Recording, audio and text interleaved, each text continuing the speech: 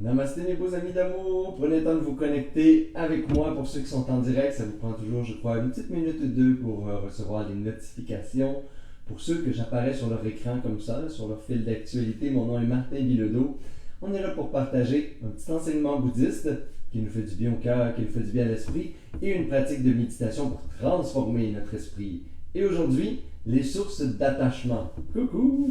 Alors, on va avoir du plaisir à déraciner les sources d'attachement qui sont en nous, renoncer à ces attachements qui sont vus dans la psychologie bouddhiste comme des racines, des poisons de l'esprit. Coucou Nathalie, bonjour Dominique, allô Sonia, coucou Lynn Couture, bon matin tout le monde. Je suis toujours au lac Saint-Jean où il fait moyennement nuageux et pluvieux depuis plus d'une semaine déjà. Alors, je ne sais pas, vous êtes où dans le monde? Je suis toujours chez la dite ma tante Rachel, ma marraine. J'ai pas mon coussin de méditation, j'ai pas mes paréos en arrière, j'ai même pas mon bol tibétain. On revient aujourd'hui dans le secteur de Montréal. Coucou Hélène, allô ma belle Fiona d'amour, coucou Nathalie Privé, j'espère que vous allez bien. Hop, vous allez sur mon micro est loin. C'est ce que ça vient de me dire. Coucou! Il était tombé. Ah, voyez-vous, on a des studios improvisés partout dans le monde, mais des fois... M'avez-vous entendu pareil? J'imagine que oui. Alors, on est dans un petit matin sombre aujourd'hui. J'espère que vous allez bien. Allô, ma belle Elisabeth d'amour. Coucou Mélanie. Allô, Alain. Bienvenue. Merci d'être là. Allô, ma belle Madeleine. Comment ça va? Ici aussi à Montréal. Bon, mais c'est ça. Ça a l'air que dans le Québec, on a une semaine de saison des pluies. Au Mexique, il pleut pas assez en ce moment dans notre saison des pluies. Mais je leur enverrai des petits nuages si je pouvais souffler jusque-là, ça leur ferait du bien. Allô, ma belle Suzy d'amour, oui, je le sais que tu es au lac. Nous autres aussi, on n'a pas fait trop de paddleboard cette semaine. Alors, pour ceux qui veulent venir au lac Saint-Jean, les prochaines semaines devraient être belles pour visiter le Québec. Ceux qui ont déjà épuisé leur semaine de vacances, ben, j'espère que vous êtes réjouis dans la pluie comme des petites grenouilles joyeuses. Aujourd'hui, on se parle du renoncement, justement, le renoncement sur nos sources d'attachement. Alors... les sources d'attachement dans le bouddhisme, c'est quelque chose qui est souvent mal compris. Et là, mes amours, je vais essayer de vous en parler avec le plus de clarté possible pour démêler toute forme de confusion qui, des fois, au lieu de pratiquer une sagesse, on dirait qu'on pratique l'opposé, là, on pratique la non-sagesse. On essaie d'être indifférent au lieu de tomber dans l'amour et ainsi de suite. Alors aujourd'hui, on va essayer de démêler un petit peu ce qu'est l'attachement et comment on pratique le renoncement sur les attachements pour avoir plus de bonheur. On dit que l'attachement, c'est un des 3 grands poisons de l'esprit dans le bouddhisme traditionnel. Le premier étant l'ignorance. Et vous allez voir comment l'ignorance et l'attachement sont collés ensemble. Parce que finalement, on croit dans la vie de tous les jours que plus on a des attentes sur la vie, les autres, nos amours, notre job, l'argent, notre santé, comment on a l'air, notre corps, notre apparence, plus on a d'attentes et plus on y est attaché et plus on met de l'énergie pour tout ça et plus notre vie va être satisfaisante et épanouissante. Eh bien là, prenez-le personnel ou pas, mais il semble que non. Et on peut pratiquer la sagesse bouddhiste pour savoir si c'est vrai ou pas. Des fois, on dit pratiquer le doute vertueux. Alors aujourd'hui, je vais dire des choses qui paraissent peut-être à l'encontre de vos schémas de pensée. Ça va faire « Ouch! Pourquoi tu me dis ça? J'aime pas ça de l'entendre. C'est pas ça que je voudrais entendre. » Mais c'est peut-être une vérité ou une sagesse qui va vous faire du bien finalement. Alors, gardez juste votre esprit ouvert. Dans la pensée populaire, il est vrai qu'on se dit, OK, il faut s'acharner, il faut s'attacher, se mettre des projets, des objectifs. Les gens, ils se font des listes là, à pu finir en recherche amoureuse ou sur leurs amis ou sur leur travail et ainsi de suite. Ça, c'est toutes nos formes d'attachement. L'attachement, c'est finalement l'attachement versus l'amour, la libération versus l'attachement. C'est de se libérer finalement. Ça ne veut pas dire de ne pas espérer quelque chose dans un projet. Ça ne veut pas dire d'avoir des attentes quelconques sur la vie. Mais plus nos attentes sont fixes, plus elles sont grandes, plus on est dans l'attachement, moins on est libre et moins on va aimer. Moins il y a de l'amour pour la vie, moins il y a de l'amour pour nos projets, moins il y a de l'amour pour les gens qui nous entourent, moins il y a de l'amour dans notre couple. L'attachement, c'est le poison qui empêche l'amour de se révéler dans le cœur et dans l'esprit. Parce que l'attachement, c'est prendre. Quand mon regard sur la vie, à travers un regard d'attachement, c'est je veux prendre de l'expérience, je veux plus, mieux, encore. Je veux un café, mais je veux un cappuccino. Puis je veux une voiture, mais je veux une voiture plus confortable. Puis je veux plus faire du camping. Puis là, je veux du camping confort. Puis je veux y aller, mais je veux pas de mystique. Puis là, je veux ci. Puis là, c'est comme si c'était toujours ce que je veux prendre de l'expérience sur la vie. Je veux une soirée avec mes amis, mais j'espère qu'ils vont être relax parce que là, je suis un peu fatigué. Puis j'espère que si. C'est tout ce que je projette. Mes attachements sur le monde, sur la vie elle-même. C'est des conditions qu'on met à aimer la vie. C'est pour ça que ça limite la vie.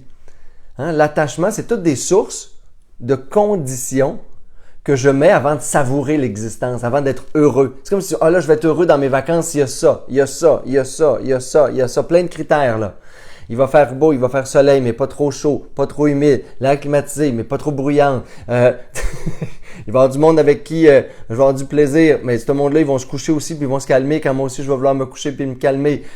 C'est toutes des formes d'attente qui limitent mon appréciation, ma joie et ultimement mon amour de l'existence. Et on fait la même chose dans nos relations. On a des sources d'attachement quand on veut prendre de la relation. C'est l'énergie de prendre versus l'énergie d'offrir. C'est l'énergie du regard de l'ego sur le monde versus l'âme. Hein? L'ego, il est là pour prendre. Il veut toujours plus, mieux, encore, puis il part toujours d'un état de vide intérieur. L'âme, les états de pleine conscience nous amènent à connecter l'âme, notre Bouddha intérieur. Et là, on savoure l'état de plein, qu'on appelle la plénitude. Et de cette plénitude-là, toutes les qualités intrinsèques à notre être, toutes les lumières d'amour, de joie, de paix, tout ça veut déborder dans le monde.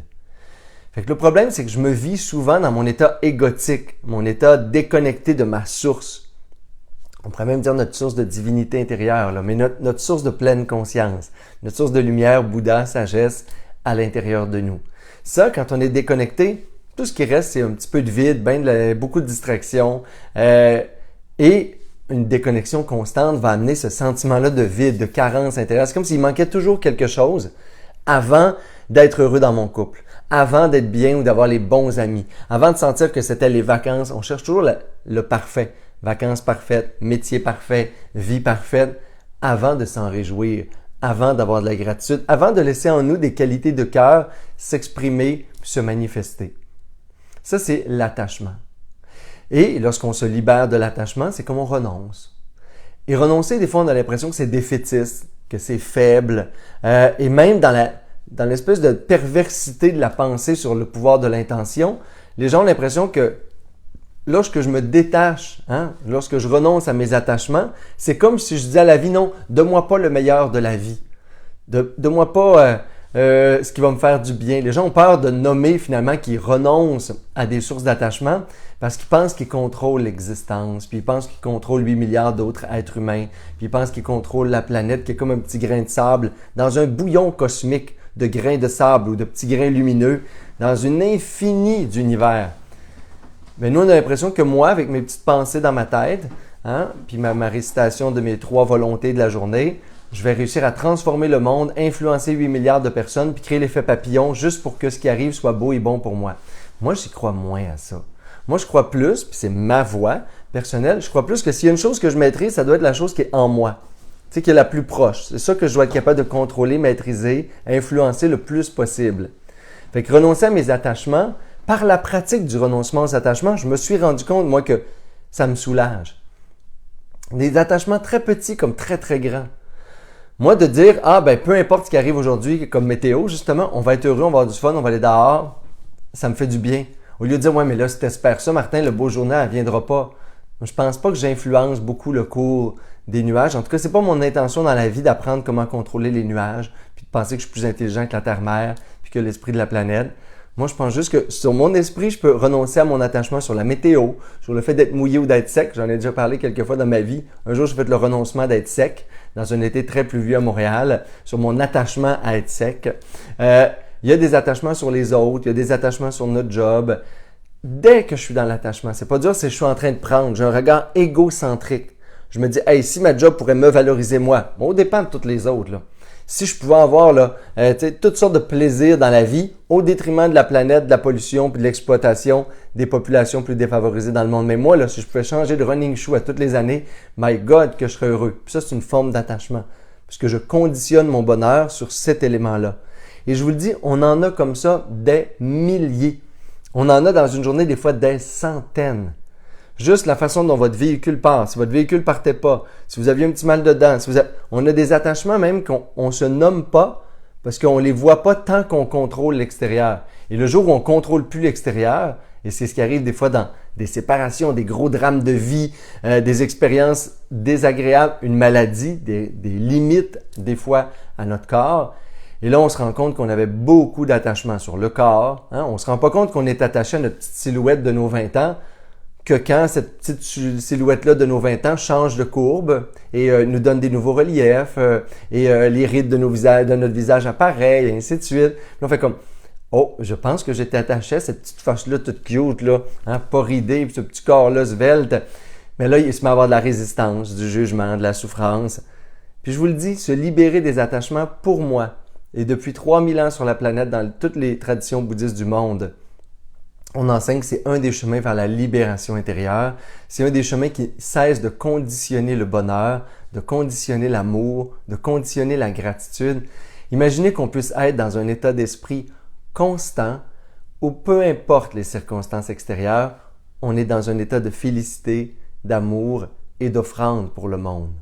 C'est comme si la perspective de l'amour et de l'éveil spirituel sur la vie, c'est de regarder chaque événement, chaque chose, chaque être comme une possibilité, comme une opportunité de s'offrir, de laisser émerger en nous le meilleur qui est infini et de ce meilleur-là, juste le répandre dans le monde.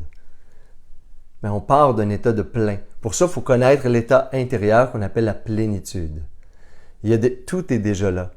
Il y a déjà un état de tendresse, de grâce, de joie, de paix indestructible à l'intérieur de nous. Et si je ne crois pas à ça, si j'y goûte pas, ou si j'ai pas une espèce de confiance intuitive en ça, ben il est impossible que je me donne le droit à renoncer à mes sources d'attachement. Les attachements, voyez-le comme des ancres, comme des chaînes. Chaque attachement dans votre esprit a créé une condition qui limite votre libération, votre légèreté d'être, la capacité d'aimer facilement, à l'infini.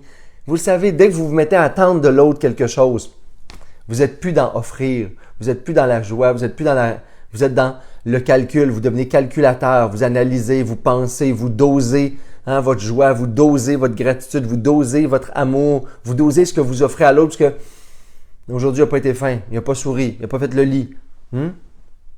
Mais c'est pas ça qu'on veut. C'est impossible de vivre à ce point-là enchaîné. C'est comme si on mettait autant de chaînes sur le cœur, on bloquait une capacité innée. Dans la tradition bouddhiste, on dit au cœur de toi, il y a un Bouddha qui s'ignore. Il y a un état de pureté, de joie, de grâce qui s'ignore. C'est toi qui mets les chaînes. Chaque attachement est une chaîne de plus que tu mets qui limite notre capacité d'éveil, de libération, d'amour et de gratitude. Puis moi aussi, on les travaille constamment. L'idée, c'est qu'enfin, je travaille sur la bonne source de souffrance pour aller vers des sources durables de bonheur. Méditer, c'est pas être déjà illuminé puis que tout le travail est fait puis on rentre à 2 pieds joints dans le nirvana. C'est être conscient de où sont les véritables sources de bonheur, où sont les véritables sources de souffrance, attachement versus renoncement joyeux. Et appliquer ça, non seulement dans une pratique de méditation, mais être attentif dans la vie de tous les jours pour dire, dès que j'ai un inconfort, dès que j'ai une frustration sur une personne, dès que je suis en colère contre la vie, frustré, cynique, il y a certainement, je vous le dis là pour 25 ans que je médite et j'étudie, j'enseigne le bouddhisme, il y a certainement à l'intérieur de chaque esprit négatif qui est en nous ou qui apparaît en nous, une forme d'attachement et donc une invitation au renoncement joyeux. Joyeux puisque ça libère le cœur, ça libère l'esprit, ça nous ramène à notre état pur, primordial. Et aujourd'hui, c'est la méditation que je vous invite à faire avec moi. Renoncer, dire bye bye, bye bye, bye attachement, bye mes attentes sur les autres, bye les conditions que je mets à mon bonheur, bye ce que je projette sur mon conjoint, mes enfants pour les aimer. Puis s'ils font pas ça, je suis fâché, et ainsi de suite. C'est bye bye attachement. C'est ce qu'on fait dans la prochaine méditation. Alors, je vous invite à prendre une posture de méditation confortable. Et comme d'habitude, je vous dis, si vous êtes en voiture en ce moment ou en train de sortir vos muffins du four, continuez à faire ce que vous faites si vous ne voulez pas méditer, mais écoutez-le d'une oreille, restez là avec nous, juste pour laisser descendre cette sagesse, peut-être mûrir davantage la réflexion, hein? Déposer et contempler une sagesse, c'est aussi une pratique du dharma qu'on fait dans le bouddhisme. Contempler une sagesse, au lieu de suivre toutes les pensées de distraction, on contemple une sagesse. On suit cette sagesse-là et on reste, et on place notre esprit sur une forme de sagesse intérieure qui nous révèle à nous-mêmes une vérité profonde. Quand cette vérité-là est réalisée complètement, tous les chemins contraires dans notre esprit sont détruits à jamais. Et là, il y a juste le bonheur. Si c'est pas merveilleux. Merci ma belle Anne d'amour. Bon matin à toi. Content que tu sois là avec nous. Alors, on prend une posture de méditation confortable. Vous pouvez fermer les yeux ou garder les yeux mi-clos.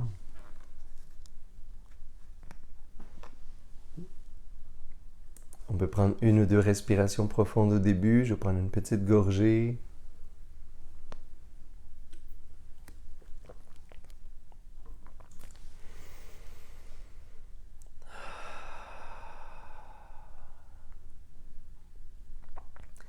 Et je prends quelques belles grandes respirations libératrices. Comme si à chaque expiration, je manifestais mon désir de libérer mes attachements.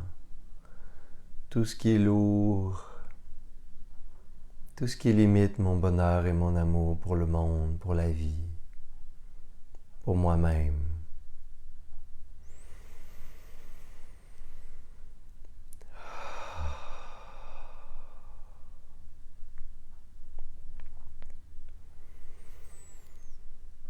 Et aujourd'hui, avec joie, je pratique le renoncement à mes attachements, qui souvent s'expriment sous forme d'attente, où je projette une attente sur la vie qui conditionne mon bonheur, qui conditionne ma gratitude, qui enferme mon amour.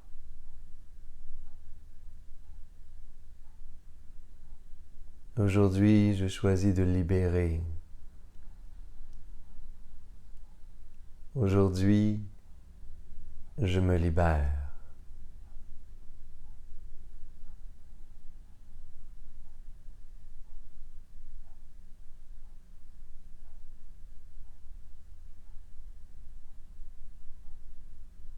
Je génère en moi cette volonté, cette réjouissance de pouvoir faire cette pratique de méditation. Je me réjouis de me libérer. Et aujourd'hui, je me libère.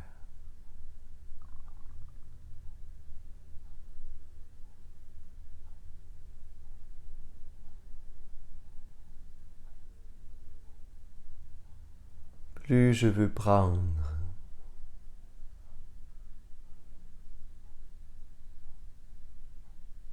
plus je veux prendre de la vie, plus je veux prendre de l'autre,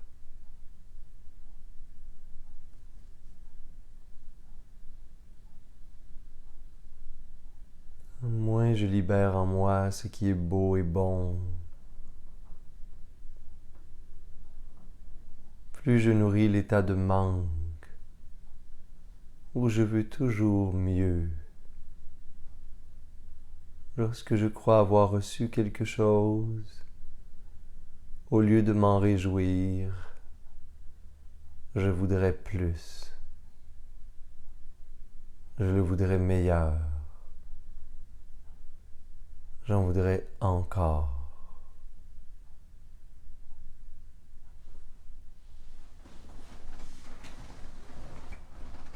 Il n'y a absolument rien dans le monde. Il n'y a absolument aucun être humain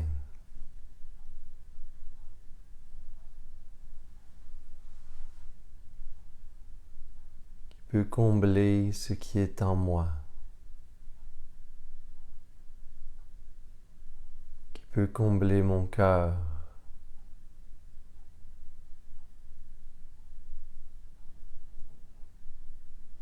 Je réalise que toutes mes tentatives de chercher le bonheur et l'amour en l'autre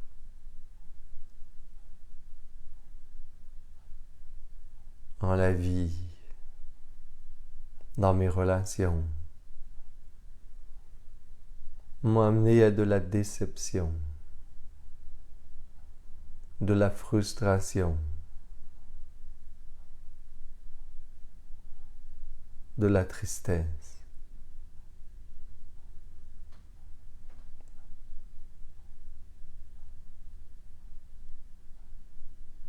De la colère.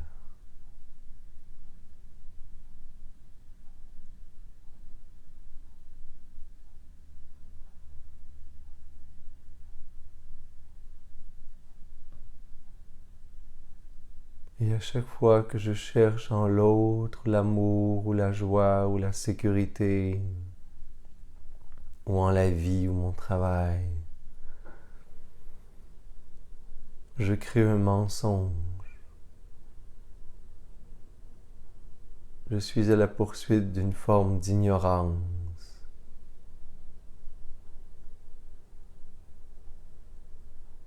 qui m'éloigne de ce qui est plein en moi. Aucun être. Il n'y a absolument rien à l'extérieur de moi qui peut combler mon cœur, qui peut me combler, parce qu'il n'a rien à combler. Au centre de mon être, dans mon esprit, dans mon cœur, je suis déjà plein.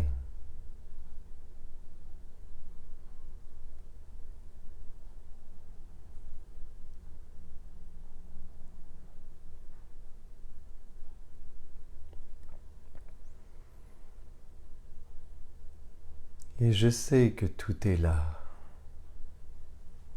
car quand je cherche à l'intérieur, je trouve cet espace de plénitude.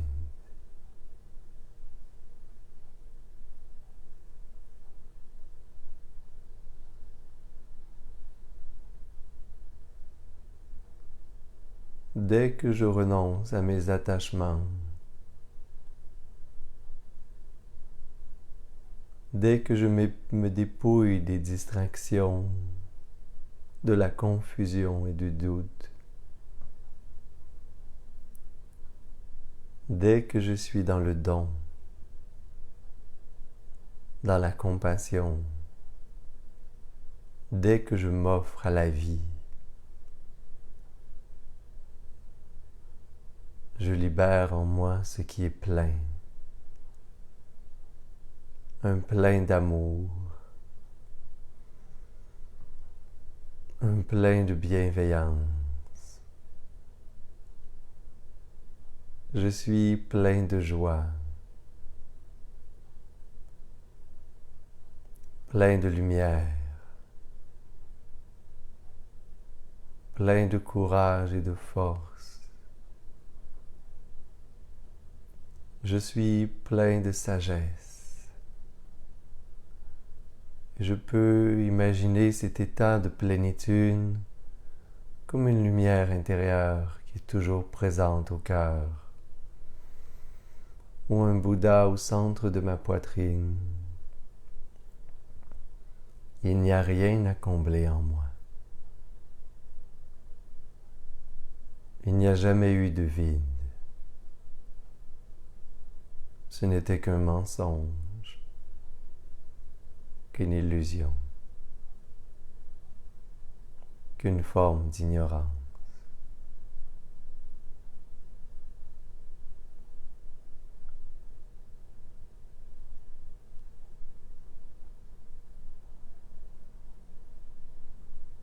Je suis plein.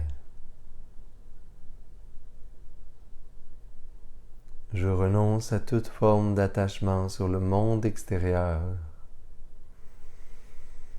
Je renonce à toutes mes attentes sur les autres. Je me libère.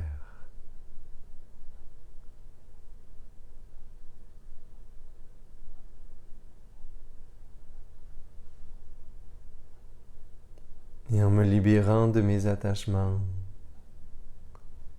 je libère le meilleur de moi-même. Tout ce qui est là, infini dans mon esprit, dans mon cœur.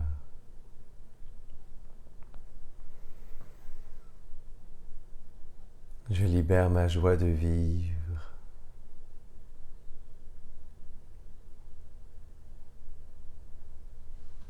Je libère ma gratitude pour l'existence.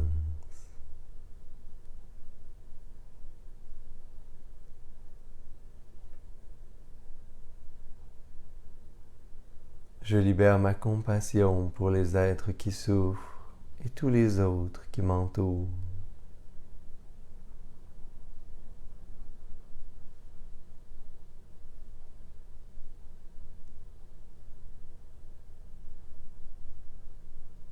Je libère ma sagesse, ma vérité et le courage de l'accomplir.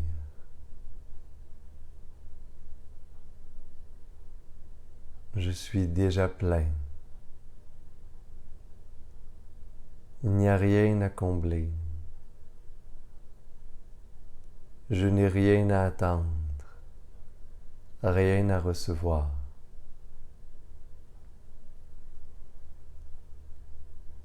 Je n'ai qu'à offrir.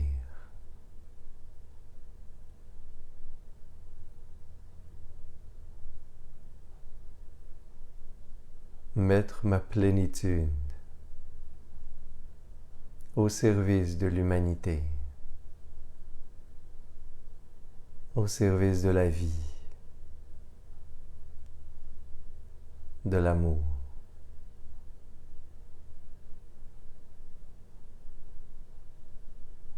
Et je ressens cette plénitude. Je reconnecte à cet espace plein, infini en moi-même. Et j'y reste pour un court instant.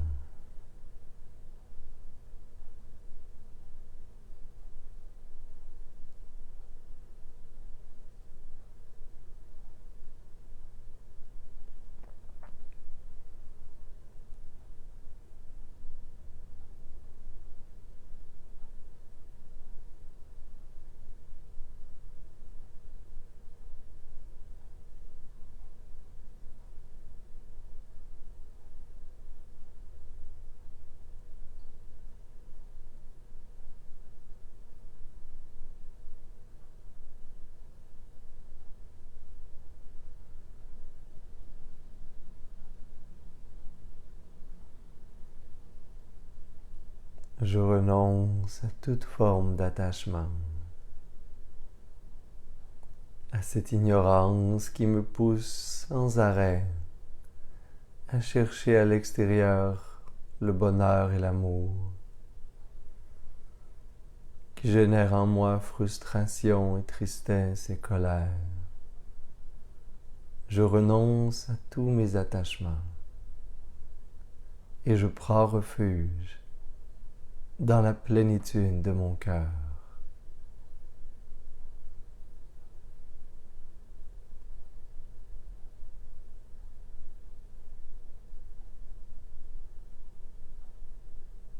Que j'imagine comme un espace lumineux au centre de ma poitrine et je ressens toutes les énergies du cœur, toute la bonté,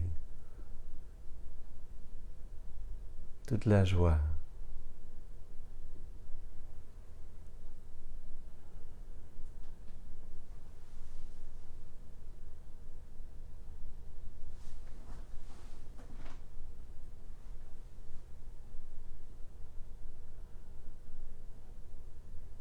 Et vous pouvez doucement reprendre quelques respirations plus profondes.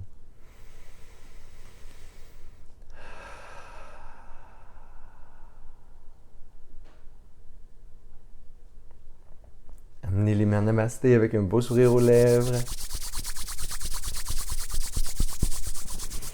Amenez les pouces au cœur. Inspirez par les narines. Vous pouvez expirer bouche.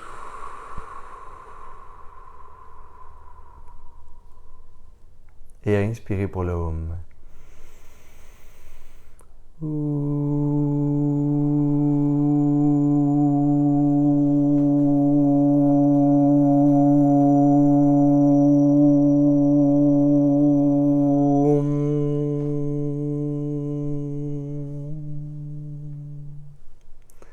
Namasté, ma belle Sangha d'amour.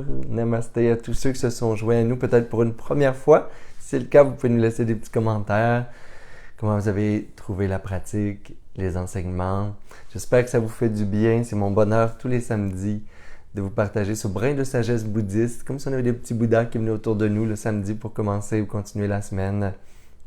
Si vous êtes en différé, merci, je lis tous les commentaires également. N'oubliez pas de partager, ça fait du bien partout où vous le partagez. Il y a toujours, mais à toutes les semaines, des gens dans vos fils d'actualité ou ailleurs qui voient pour les premières fois et qui apprennent à méditer, qui apprennent à se déposer. Si vous voulez également au Québec, je vous mets toujours des petits liens dans la description du vidéo.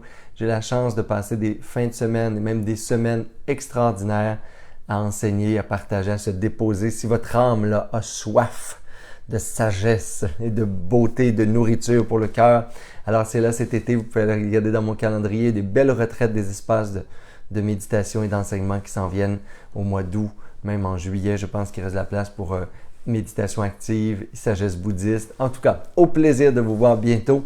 Sinon, ne serait-ce que samedi prochain ou en différé. Merci infiniment d'être là et bonne pratique de renoncement joyeux toute la semaine. Namasté.